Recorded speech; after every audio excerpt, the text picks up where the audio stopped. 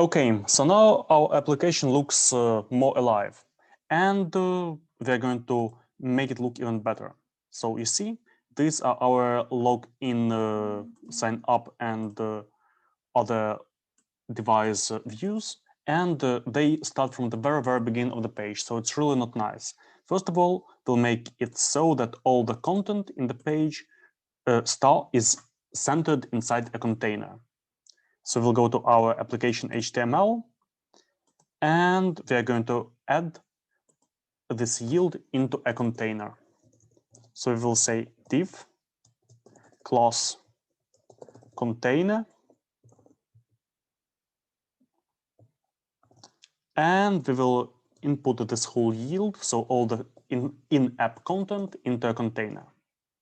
And you see it's already slightly centered. So if we log out, you see the login, the forgot password, and sign up are already kind of slightly centered. Now, if we put it into a container fluid,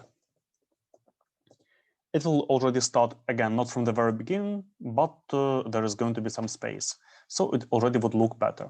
Now, I would prefer going with the container for now. So, okay, now let's look at these device views. Notice they are not available in our views because we get them directly from the gem device. So now we're going to copy these views into our views folder. So let's go to the gem device and find where we can generate views.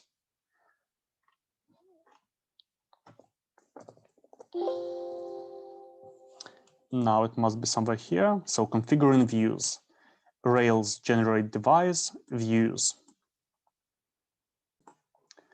So we will run Rails generate device views.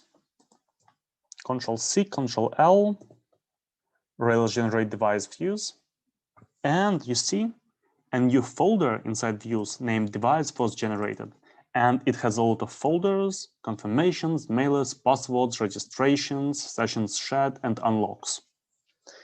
And these are basically all of the available device views. So now we can easily edit the view for login, for example. We can go to sessions, new. So by logging in, we create a new session and we can edit. For example, we can add some kind of tool here.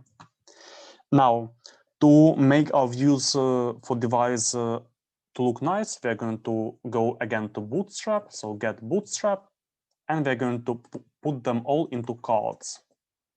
So here we have cards. A card usually contains a header, a body, and a footer.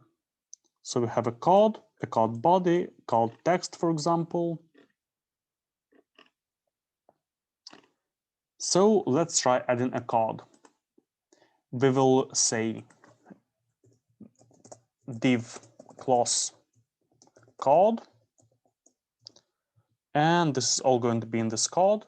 And underneath, we're going to have a div with card header, a div with card. Now let's check if card header exists. Card header, yes. Card body and card footer.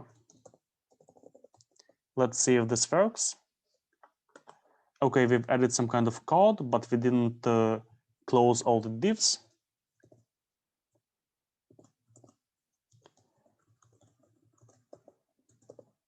Okay, so here we've added a card on the very top. And you see the card is added and there is no space in between the navbar and the card. So again, in application, we can add some kind of additional p tag, for example,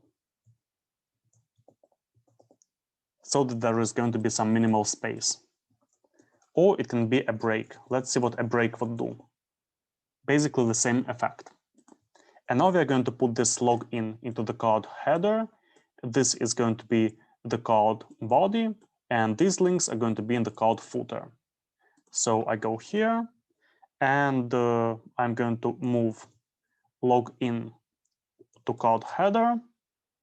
The form is going to be in card body.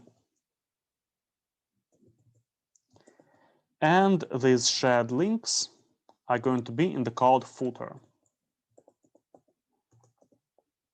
And already looks nicer. So I'm going to perform the same action for sign up, for forgot your password, and for all the other pages. I'm not going to film it. You can do it on your own, or you can copy the code that I will have in the end. But this is basically an easy way of how you can customize your device views.